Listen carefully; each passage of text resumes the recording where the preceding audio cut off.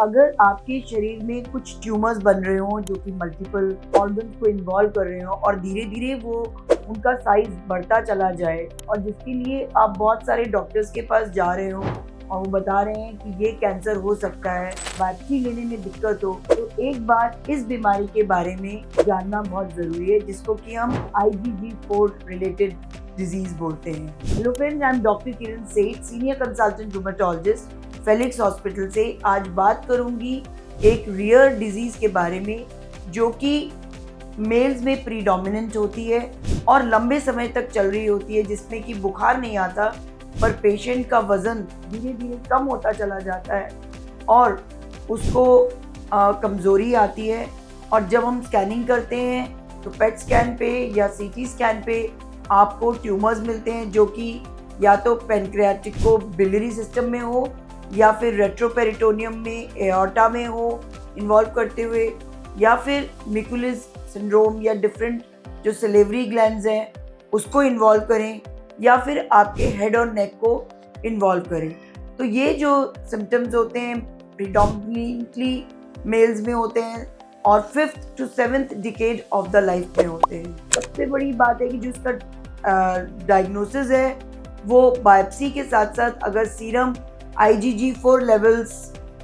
Involve हो या फिर ये जो पर्टिकुलर ऑर्गन्स मैंने आपको बताए हैं अगर इसमें कुछ प्रॉब्लम आ रही हो और IgG4 लेवल्स आपके 135 मिलीग्राम पर डेसीलीटर से ज़्यादा हो और बायोप्सी करने पे IgG4 स्टेन पॉजिटिव आए, तो ये बीमारी IgG4 रिलेटेड डिजीज़ हो सकती है। और इसका ट्रीटमेंट जब हम इम्यूनोसप्रेसेंट्स और स्टेरॉइड से करते हैं तो ये डिज़ीज़ 40% ऑफ द पेशेंट्स में पूरी तरह से ठीक हो जाती है। और जिनमें ये ज़्यादा बड़े ट्यूमर्स होते हैं तो ट्यूमर्स का साइज़ इतना श्रिंक हो जाता है कि उसका ऑपरेशन करना बड़ा आसान हो जाता है। और कुछ पेशेंट्स में ये रिफ्रैक्टरी डिजीज़ रहती है और बार बार आती है, तो उसी तरह से इसका ट्रीटमेंट करना पड़ता है।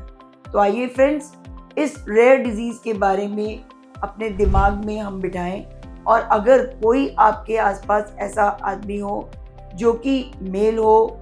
अपने 5th to 7th डिकेड में हो, जिन्हें मासेस बन रहे हों या ट्यूमर्स बन रहे हों शरीर के अंदर जो कि स्क्लेरोटिक हो और ऐसी जगह पे हो जो कि पैनक्रियाज